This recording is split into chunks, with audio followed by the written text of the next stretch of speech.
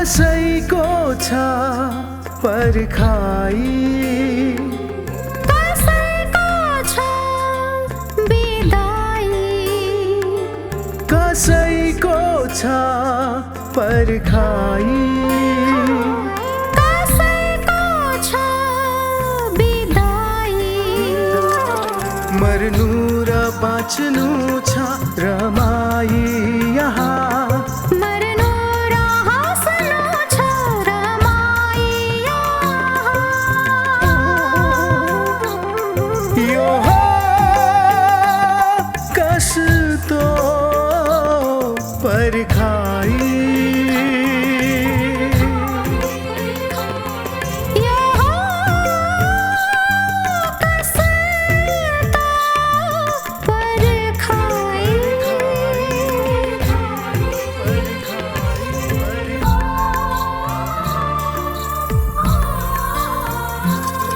कसैलाई जिन्दगीमा सम्पत्तिको लोभ कति,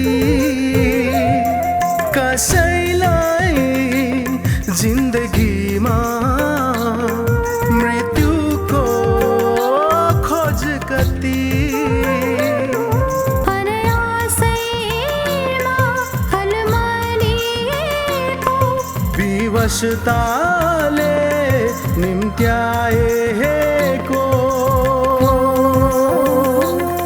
यो हो कस्तो पर्खाई, यो हो कस्तो पर्खाई।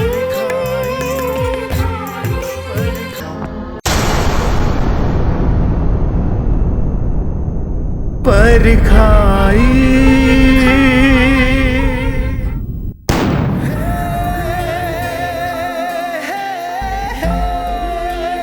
ए सुन्दरे तिरो के पार यसरी काम भन्दा थकाइ बार्न थालिस् भने यत्रो काम कसले सक्छ?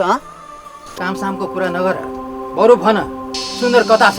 आजै सहर जान्छु भन्थ्यो, खोइ कता गयो। उसँग के काम थियो कि साउजी? मैले 3 वर्ष विदेश बसेर के अनुभव गरेँ भने हामी नेपालीहरू त्यहाँ गएर विदेशीको गुलाम बनेर आफ्नो देशलाई बिर्सनु भनेको ठुलो भुल रहेछ, बुझ्यौ? तर दाइ आर्थिक रूपमा त कुरो त्यसो होइन सुन्दर। यदि हामीले विदेशमा प्रयोग गर्ने श्रम यहाँ नेपालमा आएर प्रयोग गर्यौँ भने यहाँ पनि केही हुन सक्छ। नरो जानकी नरो, ए मलाई हेर त, म आइहालेँ नि अब। अनि राजन, व्यापार बिजनेस कस्तो चलिरहेको छ त? कुरै नगर्नुहोस् मेनाजु, अहिले देशको अस्थिर राजनीतिले गर्दा कहीँ कतै क्षेत्रमा राम्रो छैन, सब चौपट भएको छ। अनि कलेज जोइन गर्यौ त? भोलिदेखि पढाइ चाहिँ सुरु हुन्छ, काम चाहिँ गर्न थालिसके। तिमी जेसुकै भन प्राण, म आफ्नो छोरालाई परदेशी माटोमा गएर रगत बगाउन चाहिँ कदापि दिने छैन, बुझ्यौ? आइसी हेर मैया, मेरो मायाले तेरो जिन्दगीमा सुनामी ल्याउला नि फेरि। त आखिर के चाहन्छस्?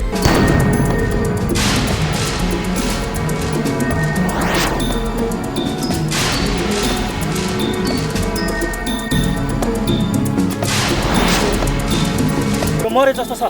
ओइ केटा हो, भनौ। मरे जस्तो छ। ओइ केटा हो, भनौ।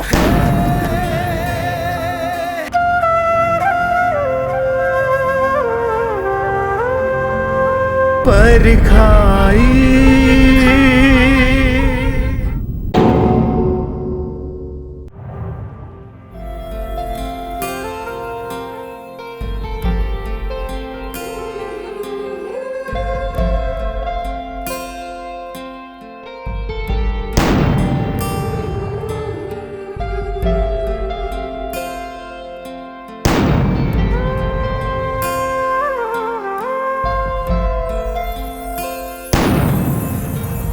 टाउकोमा गम्भीर चोट लागेको छ। समयमै अस्पताल ल्याउनु भएर राम्रो गर्नुभयो, नत्र भने बिरामीको ज्यानै पनि जान सक्थ्यो। तपाईँ बिरामीको आफन्त कोही पर्नुहुन्छ? डाक्टर साहब, अब उहाँको आफन्त भनेकै हामी नै हो। यद्यपि उहाँसँग हाम्रो परिचय समेत भएको छैन। तर यस्तो बेलामा मानवीय नाताले पनि त सहयोग गर्नुपर्ने हो। फेरि उहाँ त आफ्नो ज्यानको समेत परवाह नगरी हाम्रो इज्जत बचाउन खोज्दा घाइते हुनुभएको। अपरेसन नै गर्न पर्यो भने आफन्तको स्वीकृति चाहिन्छ। कागजमा तपाईँ उसँग के नाता छ भनेर सही गर्नुहुन्छ? डाक्टर साहब, तपाईँ कुन नाताको कुरा गर्दै हुनुहुन्छ? यदि नाताकै कुरा गर्नुहुन्छ भने हाम्रो उहाँसँग मानवीय नाता छ। यो त भावनामा बग्दा बोल्ने कुरा हो भावनाजी। कानुनले कहिलेकाहीँ आत्माको आवाजलाई अवैध पनि घोषणा गरिदिन सक्छ। के तपाईँको अन्तरात्माले वैध मान्छ जसले आफ्नो श्रीमतीलाई घरमै प्रत्येक दिन पटक पटक हिंस्रक बलात्कार गर्छ र मर्न लायक अवस्थामा अस्पताल पुर्याउँछ अनि पुरुषत्वको अहम प्रदर्शन गर्दै तपाईँका यी कागजहरूमा कथित पतिको दावा गर्दै सही गर्छ? के तपाईँ त्यस नातालाई वैध मान्नुहुन्छ जसले दिनदिनै आफ्नी श्रीमती, छोरी, दिदी बहिनी, आमालाई आइमे जात भनेर पितृसत्ताको हुङ्काले रस्छ? अनि कागजमा तपाईँ उसँग के नाता छ भनेर सही गर्नुहुन्छ? तपाईँको कागजमा जे नाता लेख्दा बलियो गरी रित पुग्छ त्यही लेख्नुहोस् डाक्टर साहब, म सही गरिदिन्छु। जसले सङ्कट परेको बेलामा आफ्नो समेत परवाह नगरी अरूको मद्दत गर्छ उसँग जोडिनको लागि रगत र हाडको नाता चाहिँदैन डाक्टर साहब। मानवताको नाता नै सबैभन्दा ठुलो नाता हो। अहिले तपाईँहरू जानुस्, बिरामीलाई रगतको आवश्यक पर्न सक्छ, रगतको व्यवस्था गर्नुस्।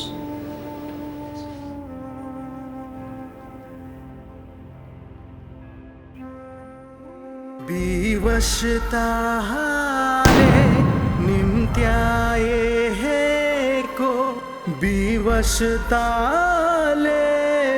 निम्त्याए हेको यो हो कष्टो परखाई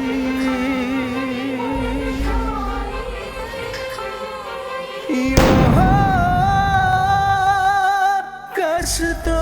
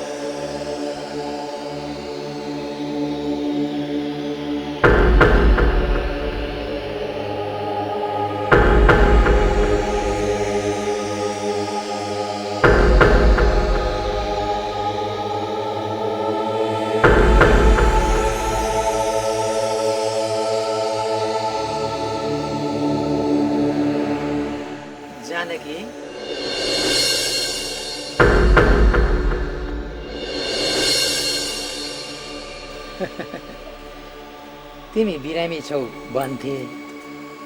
बिरामी मान्छेले यस्तो काम गर्नु हुँदैन।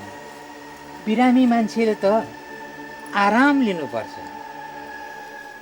साउजी, म अलि बिरामी नै छु। तपाईँ त अपरझट आउनु भएछ, मैले त होसै पाइनँ। साउजी, नमस्कार गरे। नमस्कार। मलाई देखेर तिमी आत्तियौ कि क्या हो? अत्तालिनु पर्दैन। मलाई पनि तिम्रो आफ्नै घरको सदस्य ठानिन्छ। साउजी, के कति कामले आउनु भएको थियो? के त्यस्तो काम अराउनु पर्यो भए त्यो साधुरामलाई पठाउनु भएको भइहाल्थ्यो नि। किन दुःख गर्नुभएको? धेरै दिन भयो तिमीसँग भेट नभएको। सन्चो बिसन्चो के कस्तो छ भनेर बुझ्न आएको। सुन्दरको खबर आयो त? मलाई केही नभनी गएछ। सहरमा मेरा साथीहरू थुप्रै। मैले राम्रो कामको लागि भन्दिन्थेँ नि।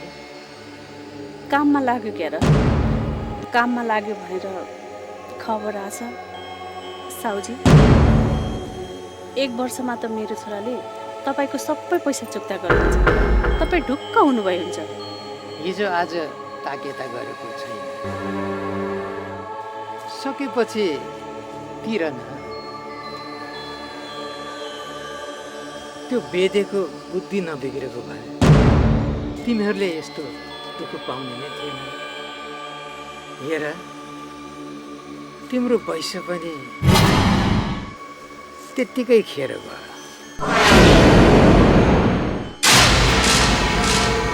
त्यो बेडेले यति राम्री दुलैलाई छोडेर साउजी दहीमा के लिनुहुन्छ कि पर्दैन तिमी बिरामी छौ दुःख नगर बरु केही पर्यो भने मलाई भन न म सहयोग गरिहाल्छु नि हिरामान जति कठोर छ त्यति नै दयालु पनि छ ल त जानकी म त गएँ साउजी नमस्कार नमस्ते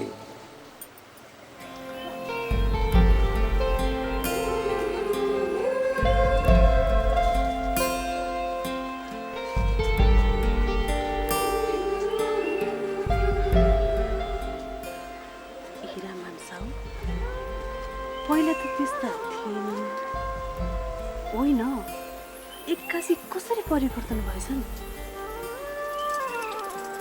ओहो घरमा बच्चाहरू स्कुलबाट आउने बेला भइसक्यो मैले त खाजाको कुनै मेलोमेसै गरेकी छैन बिचराहरू बोकाएर आउँछन्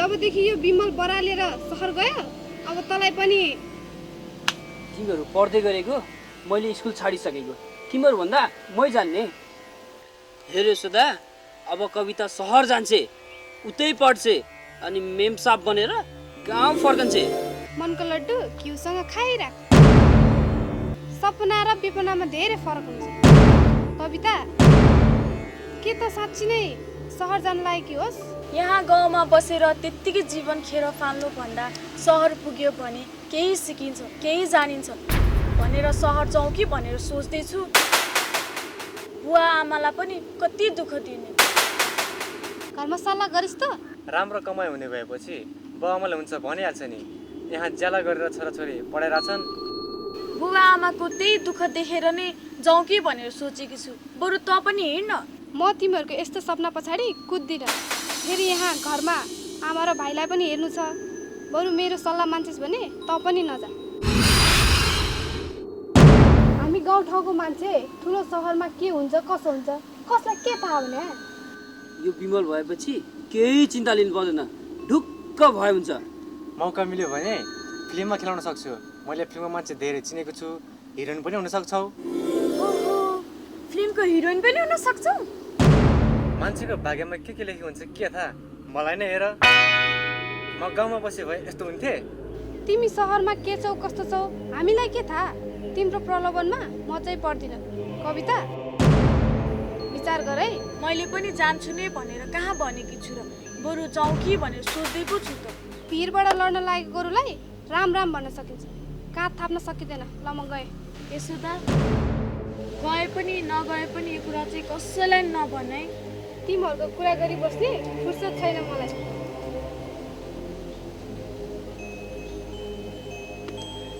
गाउँले कहिले च्याउ खाओस् न स्वाद पाओस्, यो यशोदाको परिवारको त भाग्य नै फुट्याछ भने।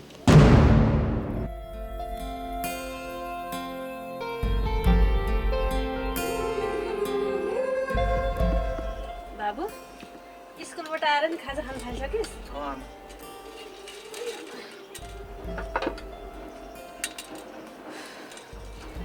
अनि दिदी खोइ त स्कुलबाट त आइसक्यो। खै कतिका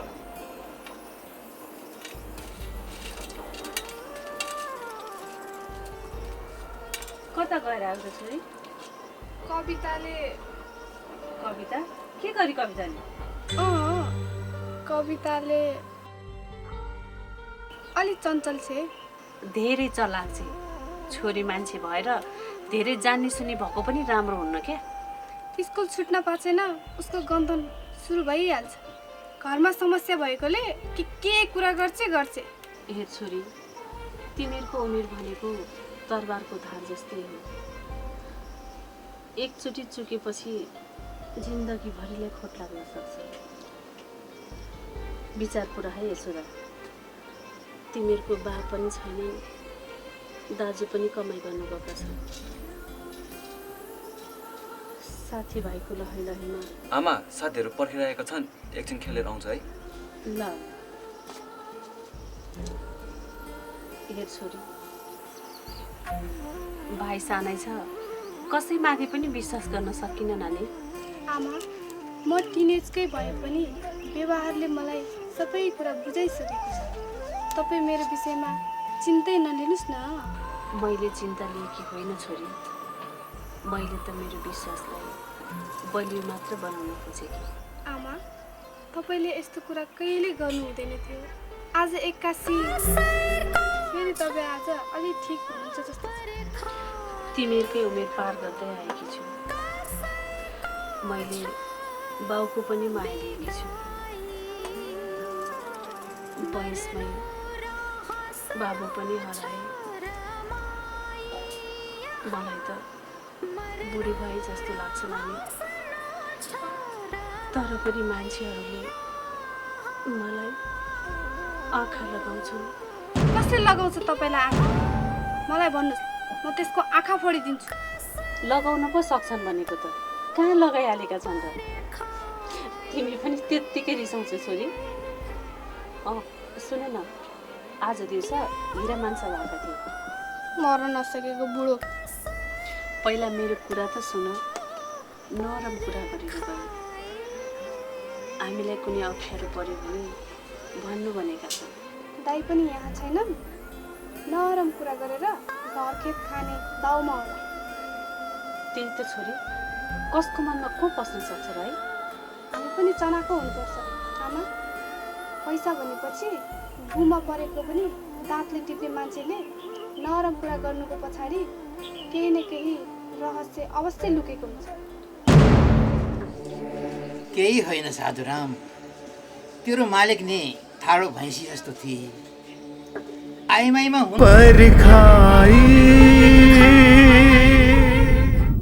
आइमाईमा हुनुपर्ने गुण त्यसमा मैले केही देखिनँ। तर तपाईँहरूको मिल्ती त राम्रै थियो। नमिलेर के गर्नु, झम्टिहाल्थे। आइमाई भनेको त जानकी जस्तो हुनुपर्छ। बोली पनि कस्तो मिठो, तीनवटा छोराछोरीको आमा। पैसा पनि अझै ढल्केको छैन। मालिक, अब जानकीको पैसा हेरेर रेल काट्नु बाहेक अरू के नै गर्न सकिन्छ? मूर्ख, यत्रो वर्ष मसँग बसिस्, अझै तेरो बुद्धि पलाएको छैन? त्यसमा मैले केही देखिनँ। तर तपाईँहरूको मिल्ती त राम्रै थियो। नमिलेर के गर्नु, झम्तिहाल्थे। आइमाई भनेको त जानकी जस्तो हुनुपर्छ। बोली पनि कस्तो मिठो, 3-3वटा छोराछोरीको आमा। पैसा पनि अझै ढल्केको छैन। मालिक, अब जानकीको पैसा हेरेर रेल काट्नु बाहेक अरू के नै गर्न सकिन्छ? मूर्ख, यत्रो वर्ष मसँग बसिस्, अझै तेरो बुद्धि पलाएको छैन? साधुराम, कति दुःख छ जानकीलाई, तँलाई थाहा छ? थाहा छ मालिक। थाहा भए उसलाई सहयोग गर्न किन सकिँदैन भन्छस्? उसलाई सहयोग गर्न सकिँदैन? मालिकले नै थाहा पाउनु भयो भने तपाईँको तालुमा आलु फलाइदिनुहुन्छ। त्यसैले त म भन्दैछु, मालिकनीलाई यहाँ आउन नदिने षड्यन्त्र गर्नु पर्यो। अनि जानकीलाई मालिक ब्याज समेत नै ल्याउने? के भन्छ यो? कसले ल्याउने भनेको तैँले? जानकीलाई। बेकुफ, उसलाई कसले ल्याउने भनेको छ त? उसलाई हेरविचार गर्ने पो भनेको त। कुरा त ठिकै हो मालिक, तर सुन्दर साह्रै रिसा छ।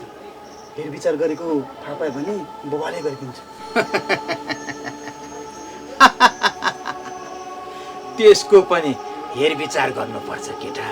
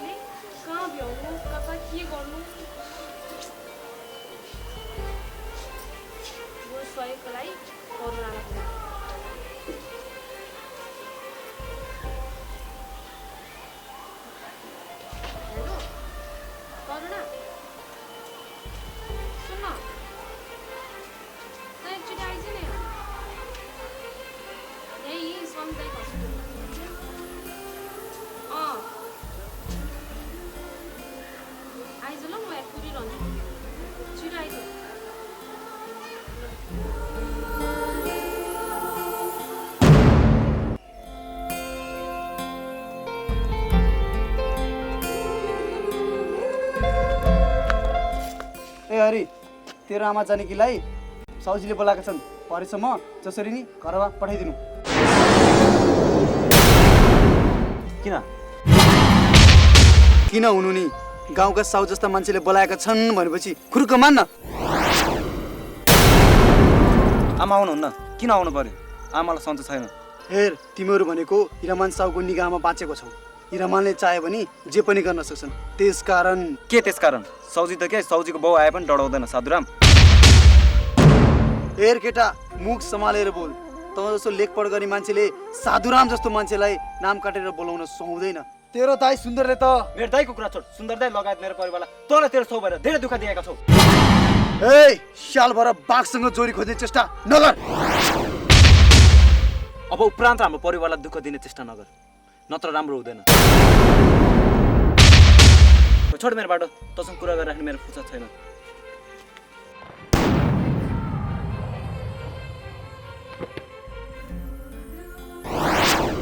कस्ता कस्ता कहाँ गए मुसाका छोरा दरबार पसे।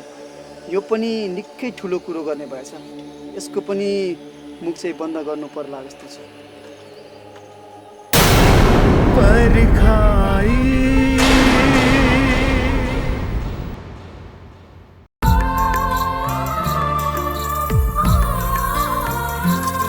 कसैलाई जिन्दगीमा सम्पत्तिको लोभ कति,